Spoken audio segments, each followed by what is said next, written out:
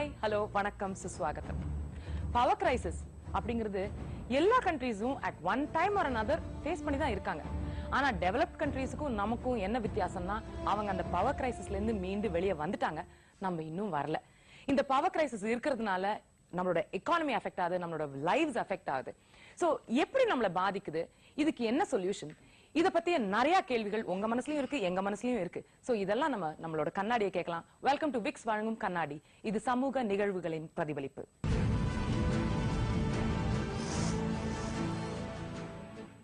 நான் நம்மளோட பேனலிஸ்ட் நான் உங்களுக்கு இன்ட்ரோடியூஸ் பண்றேன்.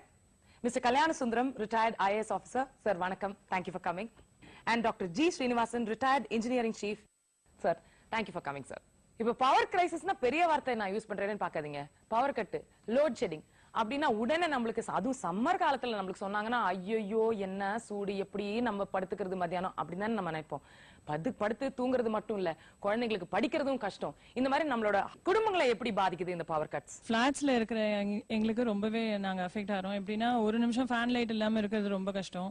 அவங்க கண்டினியூஸா ஒரு 9 to 6 அந்த மாதிரி கட் பண்ணாங்க, இல்ல இன் பிட்வீன் 1 or 2 hours அந்த மாதிரி கட் பண்ணாங்கன்னா எங்களால சுத்தமா ஒண்ணுமே செய்ய முடியாது. Will be fully in the dark. So ஒரு பிசிக்கல் இன்கன்வீனியன்ஸ் இருக்குன்றீங்க. பிசிக்கல் இன்கன்வீனியன்ஸ் தவிர வேற என்ன ப்ராப்ளம்ஸ் இருக்கு? ஏனால் உற்பத்தி அதிகம் இருப்பது அரசாங்கத்தின் கையில் உள்ளது. மின்சாரம் நம்ம கையில என்ன இருக்குன்றத பத்தி பேசலாம் அப்படின்றீங்க. ஆனா நம்ம கையில என்ன இருக்குன்றத பத்தி பேசுறதுக்கு முன்னாடி சார், ஒரு ரொம்ப இம்பார்ட்டன்ட் ஒரு இண்டஸ்ட்ரி, அது அக்ரிகல்ச்சரல் இண்டஸ்ட்ரி. விவசாயத்தையும் இது ரொம்ப பாதிக்குது இந்த மாதிரி பவர் கட். இந்தியா ஒரு விவசாய நாடுன்னு சொல்லிட்டு இருக்கிறோம். ஆனா அந்த விவசாயிகளுக்கு உரிய மரியாதை கிடைக்குதான்னு சொன்னா இல்ல. குறிப்பா விவசாயிகள் சேற்றில் கால் வைத்தால் தான் பட்டணத்தில் இருக்கிறவங்க சோறு கை வைக்க முடியும்னு சொல்லுவாங்க. ஆனால் அதுவும் குறிப்பா புதுசா சொல்லிட்டு இருக்க போனாங்க, விவசாயி என்பவன் சம்சாரம் கூட இல்லாம இருந்துருவான், ஆனா மின்சாரம் இல்லாமல் இருக்க முடியாது. பகல்ல 6 மணி நேரம் தரோம், நைட்ல 8 மணி நேரம் தரோம் அப்படின்னு சொல்லிட்டு அரசாங்கங்கள் சொல்லுகின்றதே தவிர அதை தொடர்ந்து தடையில்லாமல் மின்சாரம் வழங்குகின்றதா என்று சொன்னால் நிச்சயமாக கிடையாது. அதனால்தான் இன்று எப்படி உங்களுக்கு கிடைக்குது? பவர் வந்துச்சுன்னா உங்களுக்கு எப்படி வரும்? அதுதாங்க 2 மணி நேரம் 1 மணி நேரம் எப்ப வரும் தெரியுமா உங்களுக்கு? மேடம், அதாவது அந்த கரண்ட் எப்ப வரும் எப்ப போகும்னு சொல்லிட்டு அந்த மின்சாரம் வழங்குகின்ற அதிகாரிகளுக்கு கூட தெரியாது. எப்ப கரண்ட் கொடுக்குறான் எப்ப கொடுப்ப. ஒரு அரசாங்கங்கள் நாங்க காலையில 4 மணில இருந்து 10 மணி வரைக்கும் தரோம், மதியம் நைட் 9 மணில இருந்து நைட் 1 மணி வரைக்கும் தரோம் அப்படின்னு சொன்னாங்கன்னா அந்த நேரத்தில் விவசாயி எங்க உட்காந்துட்டு பண்ணிட்டு மோட்டார் பக்கத்துல உட்காந்துட்டு முடியும். ஆனால் மின்சாரம் மோட்டார் ஓடிக்கொண்டே இருக்கின்ற போது திடீர்னு பவருக்கு ஷட் டவுன் ஆகும். அப்ப பக்கத்துல விவசாயி மோட்டார் நிறுத்தலைன்னா அந்த மோட்டார் தீக்கு போய் காலையில் போயிடும். தமிழ்நாட்டுல காவிரி டெல்டாவில் மட்டுமே 17 இடத்துல காவிரி ஆறுல படுக்கணை மூலம் மின்சாரம் தயார் பண்ணலாம் அப்படிங்கிறதுக்கு முதல்ல திட்டமிடல் வகுக்கப்பட்டிருக்கு. ஆனா அதுக்கு போதுமான நிதி இல்லாம கைவிடப்பட்டிருக்கு. இப்ப பாத்தீங்கன்னா காவிரியில ஏற்கனவே 3 இடத்துல படுக்கணை மூலம் மின்சாரம் தயார் பண்ணப்படுது. அதே மாதிரி ஒகேனக்கலுக்கும் மேட்டூருக்கு இடையில 2 இடத்துல தயார் பண்ணலாம். இதை மாதிரி தமிழ்நாட்டில் மட்டுமே 32 இடத்துக்கு மேல தயார் பண்ணக்கூடிய வாய்ப்பு இருக்கு. அதுல தயார் பண்ணா 25 பைசா தான் ஒரு யூனிட் கரண்ட் செலவாகுது. ஒட்டுமொத்த தமிழ்நாட்டின் நுகர்வோருக்கு ஒரு மிகப்பெரிய வரப்பிரசாதத்தை இந்த மின்சாரம் செய்கிறது. அதனாலதான் நாங்க எங்க அமைப்புல சொல்றோம், அதை சலுகை பணம் கிடையாது. இப்ப அந்த பணத்தை வேறங்க எங்கே வீடு செலவு பண்ணுகின்றார்கள். கிட்டத்தட்ட அங்க இருக்கிற லைன் இருக்குது இல்லையா, கரண்ட்டுகளை சுமந்து போயிட்ட லைன்கள் எல்லாமே 40-50 ஆண்டுக்கு முன்பு போடப்பட்ட லைன்கள் எல்லாமே இத்து போயிருக்கின்றது. நாளைக்கு ஒரு இடத்துல அருந்து விழுந்துகிட்டே இருக்குது. அதற்கு முதலீடு செய்வதற்கு பணம் இல்லைன்னு சொல்லுகிறார்கள். கண்டிப்பாக அதுக்கு முதலீடு செய்தே தீர வேண்டும். அதற்கு அரசாங்கம் பணத்தை ஒதுக்க வேணும். சோ இந்த பவர் ஷார்டேஜ்க்கான காரணங்கள், எக்யூப்மெண்ட் சரியா மெயின்டைன் பண்ணல, டிரான்ஸ்மிஷன் லாஸ் இருக்கு, பவர் தெஃப்ட் ஆயிட்டு இருக்கு அப்படின்ற காரணங்கள் பேசியிருக்கோம். இன்னும் நிறைய காரணங்கள் இருக்கு. இதுக்கான சொல்யூஷன்ஸையும் பார்க்க போறோம். But it's time for a break on Vicks. Welcome back to Vicks வழங்கும் கண்ணாடி. சார், இவர் மெயின்டெனன்ஸ் எக்யூப்மெண்ட்க்கு சரியா இல்ல அப்படிங்கிறாரு. அவரே இன்னொரு காரணமும் சொல்றாரு, அதாவது அதுல இன்வெஸ்ட் பண்றதுக்கு பணம் இல்ல அப்படிங்கிறாரு. இத பத்தி உங்களோட கருத்து என்ன? இப்போ டிரான்ஸ்மிஷன் லாஸ் சொல்லும்போது அவர் சொன்னாரு, transmission loss was a fact.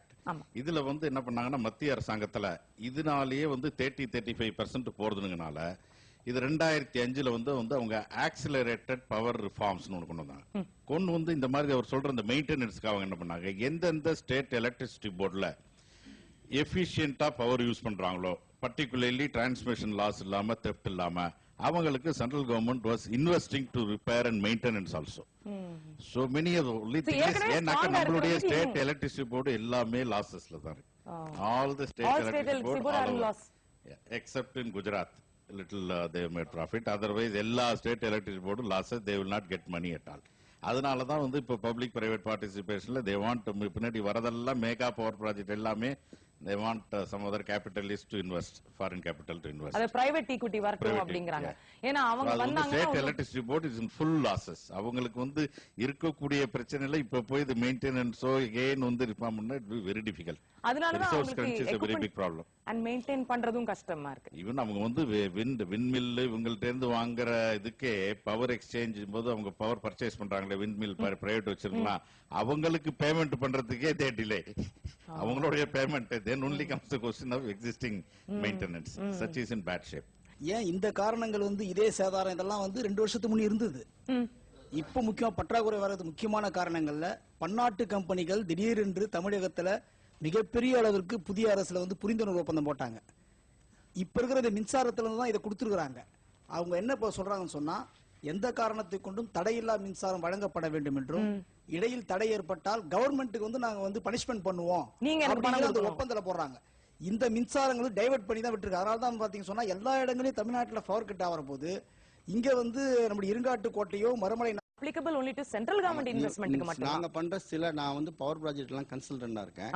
தனியார் பண்ணக்கூடிய பவர் ப்ராஜெக்ட்டுக்கு மகாராஷ்டிரால 9 ரூபா 10 ரூபா வாங்க தயாரா இருந்தா கூட தமிழ்நாடு 4 ரூபா 50 பைசாக்கு வாங்கினா கூட கொடுக்கறாங்க. இவரே வந்து ஒரு பெரிய விண்மில்ல பண்றாங்க. விண்மில் 4500 மெகாவாட் தமிழ்நாட்டுல மாத்திரம் தான் பண்றாங்க. இவங்க வெளியே கொண்டு போறேன்னு சொன்னா ஒரு யூனிட் கூட தமிழ்நாடுக்கு வராது. ஏன்னா 10 ரூபாய்க்கு வாங்குவாங்க. நல்ல பிரைஸ்லயும் போகும். 10 ரூபாய்க்கு வாங்குவாங்க. 10 ரூபாய்க்கு வாங்குவாங்க. அதனால தமிழ்நாடு ஒரு அளவுக்கு அந்த ப்ரொடெக்ஷன் இங்க இருக்கதான் இருக்கு கொடுக்கறாங்க. இப்போ வந்து நீங்க வந்து நார்த்ல எல்லாம் நிறைய வேலை செஞ்சிருக்கீங்க. அங்கேயும் மின் பற்றாக்குறை இருந்துதான் இருக்கு. இப்ப அந்த சிச்சுவேஷனை எப்படி ஹேண்டில் பண்ணாங்க? மீதி மார்னிங்ல எல்லாமோ ஒன்லி ஒரு ஸ்டேட்ல நான் பார்த்ததுல வரைக்கும் இப்ப குஜராத்ல பொசிஷன் இஸ் வெரி குட். அவங்க பண்ணது என்ன பண்ணாங்கன்னாக்கா பர்டிகுலர்லி இங்க தமிழ்நாடு பார்த்தா ஒரு 2 அல்ட்ரா மெகா பவர் ப்ராஜெக்ட் வருது. அதாவது 4000 மெகாவாட்டுக்கு மேல போறது பார்த்தா ஒன்று செய்யூர்ல இன்னொரு ஒரு இடத்துல அங்க கிட்டத்தட்ட ஒரு 10 மெகா பவர் ப்ராஜெக்ட் வந்து இட் இஸ் கோயிங் ஆன். இதை தவிர வந்து இவர் சொன்னாப்ல மெயின் இது இந்த village 2 things mainly particularly as he told agriculture and MSME micro small industry. இதுக்கு வந்து அரசாங்கத்துல இப்ப என்ன இருக்கக்கூடாலும் ப்ரையாரிட்டியில இது பண்ணும். ஏன்னா ஏற்கனவே இருக்கக்கூடிய ஃபுட் ஷார்டேஜ் 4 வருஷமா வந்து கம்ப்ளீட் ஷார்டேஜ். கிரீன் ரெவல்யூஷனுக்கு அப்புறம் ஃபுட்டுங்கிறதே கிடையாது. அதனாலதான் இந்த அளவுக்கு விலைவாசிகள் உயர்வு. ஒரு 233 மில்லியன் டன் ஃபுட் இதுக்கு வரதுக்கு இன்னைக்கு வந்து 229 4 வருஷமாவே நிக்குது. They've not done. அதே மாதிரி மைக்ரோ ஸ்மால் இண்டஸ்ட்ரீஸ்க்கு பார்த்தாக்க பர்டிகுலர்லி அவங்க இதுக்கு வந்து கிட்டத்தட்ட ஒரு 35% நம்மளுடைய மேனுஃபேக்சரிங் இண்டஸ்ட்ரி அங்க இருந்தா வருது. அண்ட் மேக்சிமம் ஃபாரின் எக்ஸ்சேஞ்ச் ஏர்னிங்ஸும் 40%. இது வரும்போது இதுலதான் வந்து என்ன பண்ணாங்க குஜராத் அண்டவங்க எல்லாம் பர்டிகுலர்லி அக்ரிகல்ச்சர் இதுக்கு ப்ரையாரிட்டியில கிட்டத்தட்ட 8 மணி நேரம் கண்டினியூஸா இருக்கணும்னு ஒரு ஸ்கீம் போட்டு ஜோதி கிராம யோஜனா கிராம ஜோதி அதுல that has been successful also.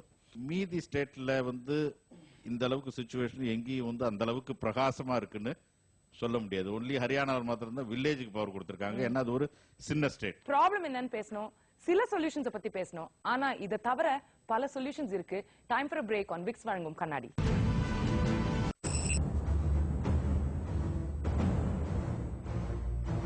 Welcome back to Vicks வழங்கும் கண்ணாடி. சொல்யூஷன்ஸ் பத்தி எல்லாம் பேசணும். ஆனா ஒரு கிளேரிங் சொல்யூஷன் ஒரு அவென்யூ இருக்கு, அதை பத்தி நம்ம பேசவே இல்லை. ஆல்டர்னேட் ஃபார்ம்ஸ் ஆஃப் எனர்ஜி சும்மா அப்படி தொட்டுட்டு வந்துட்டோம். சோ சொல்லுங்க சார். பல தட்டுப்பாடு பேசுற சமயத்துல இந்த விண்டு இல்லாட்டா இன்னும் கொஞ்சம் ப்ராப்ளம் வந்திருக்கக்கூடிய ஒரு காலகட்டாயம் இருக்கு. சோ ஒரு wind has been helping Tamil Nadu to solve the problem to some extent. கோயம்புத்தூர்ல எனக்கு தெரிஞ்ச வரைக்கும் ஒரு பஞ்சாயத்துல ஆல்ரெடி அவங்க தங்களோட தேவைக்காக வேணுங்கிற உற்பத்திக்காக அவங்க ஒரு காத்தாலை போட்டிருக்காங்க.